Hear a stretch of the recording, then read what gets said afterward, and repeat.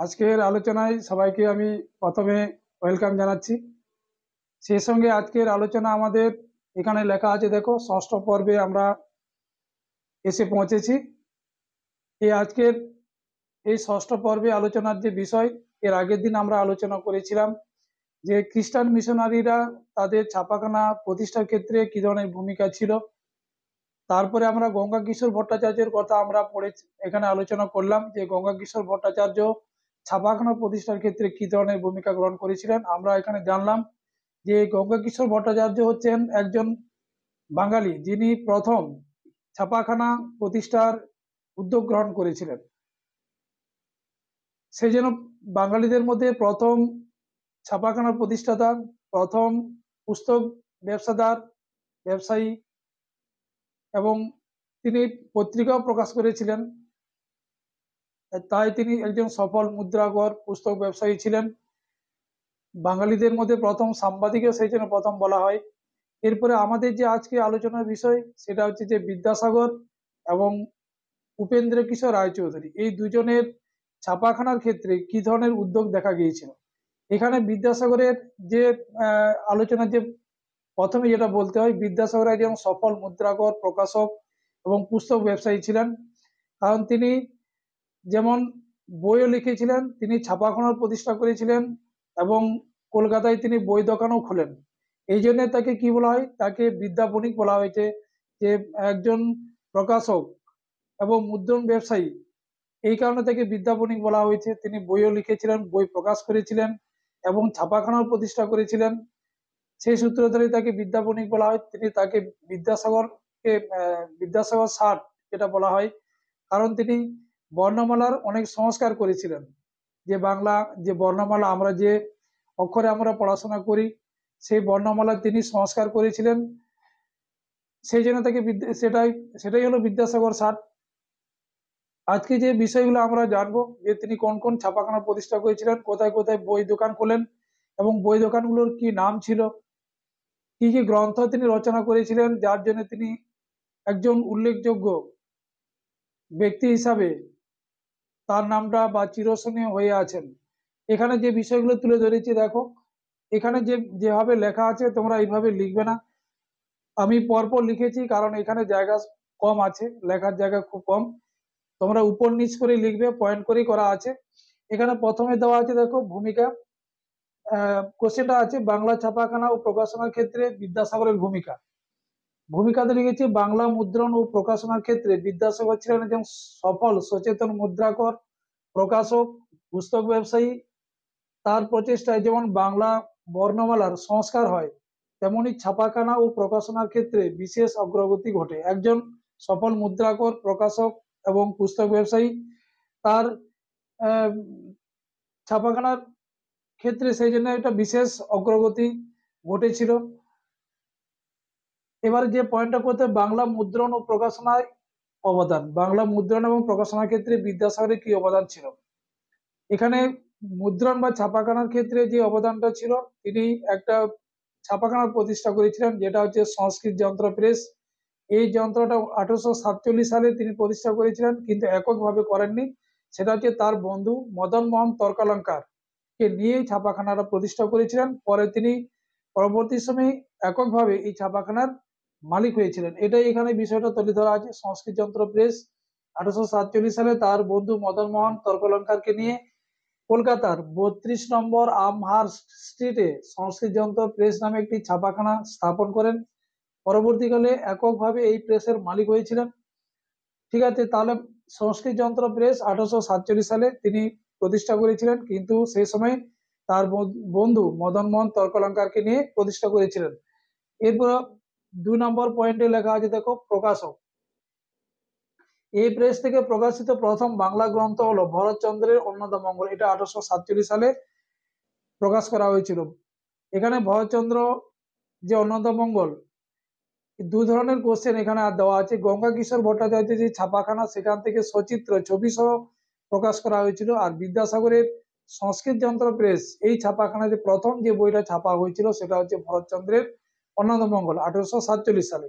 এরপরে বাকি তার নিজের যে বর্ণ পরিচয়, এই ধরনের বইগুলো, বর্ণ পরিচয়, বোধোদয়, যে বইগুলো লিখেছিলেন সেগুলো পরবর্তী সময়ে নিজের ছাপাখানা থেকে প্রকাশ করেছিলেন। এই প্রেস থেকে, আচ্ছা, বিদ্যাসাগর সমস্ত বই নিজের প্রেস থেকে প্রকাশ করেছিলেন। এখান না, এখান থেকে আচ্ছা অন্নদামঙ্গল। এছাড়া তার নিজের রচিত বর্ণ পরিচয়ে প্রথম দ্বিতীয় খণ্ড 1855 সালে 13 এপ্রিল এবং 14 জুন ও অন্যান্য গ্রন্থ ছাপান ও প্রকাশ করেন তার ছাপাখানা থেকে। এখানে যে 1855 সালে নিজের লেখা যে বর্ণ পরিচয়, সেই বইটা প্রথম এবং দ্বিতীয় খণ্ড 1855 সালে তার সংস্কৃত যন্ত্র প্রেস থেকেই ছাপা হয়েছিল। এর পরের পয়েন্টটা করবে ছাপা গ্রন্থ।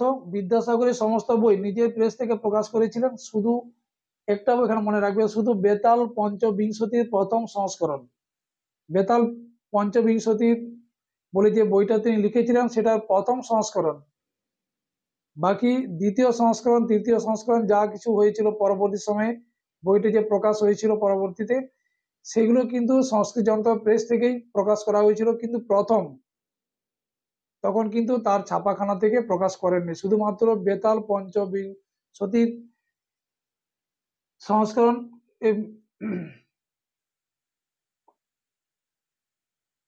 এখানে যেটা যে বেতাল পঞ্চবিংশতির প্রথম সংস্করণ ছাড়া বাকি সমস্ত বই তার নিজের ছাপাখানা থেকে তিনি প্রকাশ করেছিলেন। এই প্রেস থেকে প্রকাশিত জনপ্রিয় দুটি গ্রন্থ হলো, একটা হলো বর্ণ পরিচয় আর একটা শিশু শিক্ষা। শিশু শিক্ষা তো মদন মোহন তর্কলঙ্কারের। আমি শর্ট কোশ্চেনও বলে দিয়েছিলাম যে কবিতাগুলো দেওয়া আছে, বাকি সব করে রব রাতি পোহাইলো, কিংবা গাড়ি ঘোড়া লেখাপড়া করে যে গাড়ি ঘোড়া চড়েছে, এই ধরনের যে কবিতাগুলো মানে শিশুদের জনরুচিমূলক আনন্দমূলক যে কবিতা, এই কবিতাগুলো এই শিশু শিক্ষা গ্রন্থতে লেখা আছে। সেই বইটাও এখান থেকে ছাপা হয়েছিল। তারপরে পুস্তক বিক্রেতা আছে। পুস্তক বিক্রেতা রূপে বিদ্যাসাগর 1847 খ্রিস্টাব্দে কলেজ স্ট্রিটে যে বই দোকানটা করেছিলেন সেটা হচ্ছে সংস্কৃত প্রেস ডিপোজিটারি। আর 1885 খ্রিস্টাব্দে সুকিয়া স্ট্রিট কলিকাতা পুস্তকালয় নামে দুটি বই দোকান খোলেন, একটা কলেজ স্ট্রিটে যেটা সংস্কৃত প্রেস ডিপোজিটারি, সংস্কৃত যন্ত্র ছাপাখানাটার নাম, এখানে সংস্কৃত প্রেস ডিপোজিটারি বই দোকান করেছিলেন 1847 সালে। আরেকটা 1885 সুকিয়া স্ট্রিট, সেটা হচ্ছে বই দোকানটার নাম হচ্ছে কলিকাতা পুস্তকালয়। এই দুটো বই দোকান তিনি খুলেছিলেন। তৎকালীন সময়ের সর্বশ্রেষ্ঠ পুস্তক প্রকাশক ও পুস্তক বিক্রয় সংস্থার মালিক হয়ে বাংলায় বই ব্যবসার পথপ্রদর্শক হয়ে বিখ্যাত হয়ে আছেন। মূল্যায়নে দেওয়া আছে, এইভাবেই বিদ্যাসাগর গ্রন্থকার, প্রকাশক, মুদ্রাকর হয়ে ওঠেন এবং বিদ্যাবণিক নামে পরিচিত হন এবং ছাপাখানার টেকনিক্যাল ব্যাপারে উন্নতি ঘটাতে সচেষ্ট হন, যার উদাহরণ হলো বিদ্যাসাগর 60, যেটা তিনি বর্ণমালার সংস্কার করেছিলেন। প্রথমে বর্ণমালা 50টি ছিল, তারপরে সেটাকে তিনি 52টি করেছিলেন, কিন্তু স্বরবর্ণ ব্যঞ্জন বর্ণের মধ্যে একটা আলাদা সংস্কার হয়েছিল। তোমাদের শর্ট কোশ্চেনে বলে দেওয়া আছে। এরপরে হচ্ছে ছাপাখানা প্রকাশনার ক্ষেত্রে উপেন্দ্র কিশোর রায়চৌধুরীর কি ভূমিকা ছিল। উপেন্দ্র কিশোর রায়চৌধুরী কিন্তু বাংলাদেশে জন্মগ্রহণ করেছিলেন। বাংলাদেশে ময়মনসিংহ জেলার কিশোরগঞ্জ মসুয়া বলে একটা গ্রাম, সেখানে তিনি জন্মগ্রহণ করেন। বাংলাদেশে তিনি বাল্যকালে তিনি পড়াশোনা করেছিলেন এবং সেখান থেকে এসে কলকাতা প্রেসিডেন্সি কলেজে পড়াশোনা শুরু করেন। পড়াশোনা শুরু করার সময়ে তিনি কিন্তু অনেক ধরনের পত্রিকার সঙ্গে লেখালেখি করতেন, যুক্ত ছিলেন।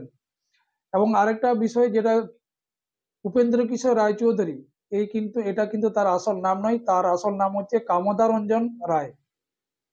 তাকে একজন দত্তক নেন একজন জমিদার হরিকিশোর রায়চৌধুরী। এই হরিকিশোর রায়চৌধুরী তার টাইটেল ছিল রায়চৌধুরী, সেই জন্য তাকেও কামদা রঞ্জনের পরবর্তী সময়ে নাম হয়েছিল উপেন্দ্র কিশোর রায়চৌধুরী। আর এর আরেকটা পরিচয় যদি বলা হয় যে উপেন্দ্র কিশোর রায়চৌধুরী হচ্ছে দ্বারকানাথ গাঙ্গুলির জামাতা।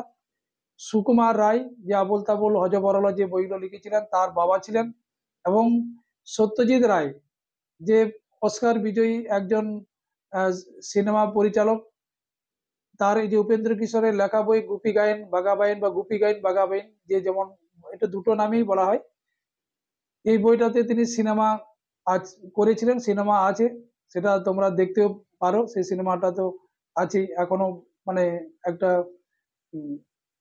মানে প্রচলিত এবং খুব মানে দেখার মতো একটা সিনেমা। ঠিক আছে, এই বিষয়গুলো আছে। এরপরে তোমাদের সেটা তো আমি এমনি বললাম, এরপরে যে বিষয়গুলো তোমাদের এখানে লিখতে হবে, এখানে তো 4 নম্বরের প্রশ্নের উত্তরে লিখতে হবে। এখানে ভূমিকা লিখতে হবে, উপেন্দ্র কিশোর রায়চৌধুরী বাংলা তথা ভারতের প্রকাশনার জগতের এক অবিস্মরণীয় নাম। তিনি ছিলেন বিখ্যাত শিশু সাহিত্যিক, মুদ্রাকর, সঙ্গীতজ্ঞ, আলোক শিল্পী ও প্রকাশক। এছাড়া রঙিন ও হাফটোন ব্লক তৈরি ও গবেষণার জন্য আন্তর্জাতিক খ্যাতি অর্জন করেন। এটা ভূমিকাতে দিতে পারবে। সাহিত্য জীবন, তিনি একজন শিশু সাহিত্যিক ছিলেন, বিভিন্ন ধরনের গ্রন্থ তিনি রচনা করেছিলেন শিশুদের জন্য। এখানে যেগুলো লেখা আছে, তিনি কলকাতার প্রেসিডেন্সি কলেজে পড়াকালীন সখা, সাথী, মুকুল, বালক, এই যে পত্রিকাগুলোর নাম আছে সখা, সাথী, মুকুল, বালক প্রভৃতি শিশু পত্রিকাগুলিতে নিয়মিত লিখতে শুরু করেন, লেখালেখি করতেন। তার লেখা উল্লেখযোগ্য গ্রন্থ হলো ছেলেদের রামায়ণ, প্রথম প্রকাশ করেন যোগীন্দ্রনাথ সিটি বুক হাউস থেকে। উপেন্দ্র কিশোর রায়চৌধুরীর লেখা প্রথম যে গ্রন্থ সেটা হচ্ছে ছেলেদের রামায়ণ, এবং সেটা নিজের ছাপাখানা থেকে প্রকাশ করেননি। যোগীন্দ্র যে লেখা আছে, যেটা যে প্রেস থেকে তিনি প্রকাশ করেছিলেন, যোগীন্দ্রনাথ সিটি বুক হাউস থেকে এই ছেলেদের রামায়ণ গ্রন্থটি প্রকাশ হয়েছিল। তারপর অন্যান্য যে বইগুলো, ছেলেদের মহাভারত, টুনটুনির বই, সেকালের কথা, গুপি গাইন, বাঘা বাইন প্রভৃতি। এছাড়া 1913 খ্রিস্টাব্দে নিজের প্রেস থেকে, মানে ইউএন রায় অ্যান্ড সন্স যে ছাপাখানা যেটা প্রতিষ্ঠা করেছিলেন, সেই প্রেস থেকে মাসিক পত্রিকা সন্দেশ, এই পত্রিকা তিনি প্রকাশ করেন, যার সম্পাদক ছিলেন সুকুমার রায়, তার ছেলে সুকুমার রায়। আচ্ছা, ছাপাখানা স্থাপন 2 যেটা পয়েন্ট করা আছে, বিদেশ থেকে আধুনিক মুদ্রণ যন্ত্র এনে কলকাতার শিবনারায়ণ দাস লেনে 1885-তে প্রথম তিনি সেখানে ছাপাখানা প্রতিষ্ঠা করেছিলেন। তার মানে প্রথম ছাপাখানা যেটা প্রতিষ্ঠা করেছিলেন, কারণ তিনি প্রথমে তিনি অন্য প্রেসে, অন্য ছাপাখানায় কাজ করতেন। যেটা যেমন লেখা আছে যে তিনি এই ছেলেদের রামায়ণ বইটা প্রথম তিনি প্রকাশ করেছিলেন, কিন্তু সেই তাতে যে ধরনের লেখা বা যে ধরনের ছবিগুলো দেওয়ার ক্ষেত্রে বিভিন্ন ধরনের অসুবিধা হওয়ার কারণে তিনি বিদেশ থেকে ছাপাখানার বা উন্নত যন্ত্র, ছাপাখানার উন্নতির জন্য বিদেশ থেকে যন্ত্র এনে তিনি কলকাতায় প্রথম সেখানে তিনি ছাপাখানার প্রতিষ্ঠা করেছিলেন। সেটা সাল ছিল 1885। পরবর্তীকালে 1895 খ্রিস্টাব্দে এই ছাপাখানার নতুন নাম হয় U N Ray and Sons Press. U N Ray and Sons Press, এটা 1895 সালে উপেন্দ্র কিশোর রায়চৌধুরী প্রতিষ্ঠা করেছিলেন প্রথম। 1885 ওই ছাপাখানারই পরবর্তী নাম হয়েছিল ইউএন রায় অ্যান্ড সন্স, এটা 1895 সালে। ছাপাখানার পাশাপাশি ছবি আঁকার স্টুডিও খোলেন। এই ছাপাখানা থেকে প্রকাশিত প্রথম গ্রন্থ হলো টুনটুনির বই, যে তার যে নিজের প্রেস উপেন্দ্র কিশোর রায়চৌধুরীর যে ছাপাখানা, সেখান থেকে প্রথম যে বইটা প্রকাশ হয়েছিল সেটা হচ্ছে টুনটুনির বই। সালটা ছিল 1910 সালে। তাহলে এখানে দুটো শর্ট কোশ্চেন ভালো করে মনে রাখতে হবে, যে একটা হচ্ছে ছেলেদের রামায়ণ, সেটা অন্যের ছাপাখানা থেকে প্রকাশ করেছিলেন, আর নিজের যে ছাপাখানা থেকে প্রকাশ করেছিলেন সেটা হচ্ছে টুনটুনির বই 1910 সালে। এরপরে এই ছাপাখানাটি হয়ে উঠে দক্ষিণ এশিয়ার সর্বাপেক্ষা উচ্চমানের ছাপাখানা, ও তার পুত্র সুকুমার রায় ভারতবর্ষ তথা বিশ্বের অন্যতম শ্রেষ্ঠ ছাপাখানাতে পরিণত করেন। পরবর্তীকালে তিনি মারা যাওয়ার পরে তার পুত্র সুকুমার রায় এই ছাপাখানাটির দায়িত্ব নেন এবং বিশ্বের একটা অন্যতম ছাপাখানাতে তিনি প্রতিষ্ঠা করেছিলেন। এছাড়া তিনি ছাপাখানার জগতে যে অন্য ধরনের একটা উন্নতি সাধন করেছিলেন, নতুন কিছু যন্ত্র আবিষ্কার করেছিলেন, যে যন্ত্রের কারণে ছাপা মানে বইতে রঙিন ছবি দেওয়া সম্ভব হয়েছিল, সেই ধরনের যে কিছু যন্ত্রের এখানে নাম দেওয়া আছে। নতুন পদ্ধতির উদ্ভাবন, মুদ্রণ শিল্পের অগ্রগতির জন্য halftone block, reprint, diaphragm, screen adjuster যন্ত্র, ডোয়োটাইপ প্রিন্ট প্রসেস প্রভৃতি আবিষ্কার করেন। এইভাবে তার হাত ধরেই ছাপার জগতে আসে বৈপ্লবিক পরিবর্তন। এছাড়াও 60 ডিগ্রি স্ক্রিন প্রভৃতি পদ্ধতি ব্যবহার করেন। রং বেরঙের ছবি ব্যবহার করে মুদ্রণ ব্যবস্থায় অভূতপূর্ব উন্নতি ঘটান। উপসংহারে এটা লিখবে, এইভাবেই উপেন্দ্র কিশোর রায়চৌধুরী প্রতিষ্ঠিত ছাপাখানা ভারত তথা বিশ্বে বিশিষ্ট স্থানের অধিকারী হয়ে ওঠে। তার মানে তিনি শুধু শিশু সাহিত্যিক ছিলেন না, তিনি শিশুমূলক যে গ্রন্থের পাশাপাশি তিনি কিন্তু বিভিন্ন পত্রিকায় লেখালেখি করতেন, ছাপাখানার প্রতিষ্ঠা করেছিলেন। ঠিক আছে, এছাড়া তার আরো বিভিন্ন বিষয়ে দক্ষতা ছিল। তিনি যেমন গান বাজনা করতে পারতেন, গান করতে পারতেন, বিভিন্ন ধরনের বাদ্যযন্ত্র বাজাতে পারতেন, যেমন বেহালা, তারপরে হচ্ছে হারমোনিয়াম, তারপরে এখানে যে কিছু আছে পাখোয়াজ বলে একটা আছে, বাঁশি, পাখোয়াজ, হারমোনিয়াম, বেহালা বাদক, এই ধরনের যন্ত্রগুলো তিনি কিন্তু অনায়াসেই বাজাতে পারতেন, খুব দক্ষতার সঙ্গে বাজাতে পারতেন। এই ধরনের কিছু যন্ত্র, যে ধরনের কিছু বইও লিখেছিলেন, মানে বই পড়ে যাতে অনেকে যাতে মানে যন্ত্রগুলো চালনা করতে পারে, এখানে সেই ধরনের দুটো বই লিখেছিলেন। একটা হচ্ছে সহজ বেহালা শিক্ষা, আর একটা হচ্ছে শিক্ষক ব্যতি রেখে হারমোনিয়াম। এই দুটি গ্রন্থ বাদ্যযন্ত্রের ইতিহাসের অমূল্য সম্পদ। মানে ওই ধরনের যন্ত্রগুলো শেখার বই, এই দুটো বই তার উল্লেখযোগ্য একটা বই, সহজ বেহালা সহজ বেহালা শিক্ষা আর এই শিক্ষক ব্যতি রেখে হারমোনিয়াম। ঠিক আছে, মোটামুটি এই ছিল আজকের আলোচনা বিদ্যাসাগর এবং উপেন্দ্র কিশোর রায়চৌধুরী। এরপরে আমরা আলোচনা করব বিজ্ঞান এবং প্রযুক্তি। এখানে প্রথমে যার আছে সেটা হচ্ছে যে doctor Mahendralal Sarkar, IACS, Indian association cultivation of science. IACS এইটা পরের দিন আমাদের আলোচনা হবে Indian association for the cultivation of science. Indian association for the cultivation of science Mahendralal সরকারের একটা গবেষণাগার, সেটার বিষয় নিয়ে আলোচনা করব, এবং সেই প্রযুক্তি এবং বিজ্ঞান থেকে যে শর্ট কোশ্চেন গুলো কিছু আছে সেগুলো তোমাদের লিখে দেবো। এই পর্যন্তই আজকে। ঠিক আছে, সবাই ভালো থেকো, আর সবাইকে গুড নাইট জানালাম। আলোচনা কেমন লাগছে কমেন্ট, কিছু পাইনি কমেন্ট করবে অবশ্যই। ঠিক আছে, আজ এই পর্যন্তই।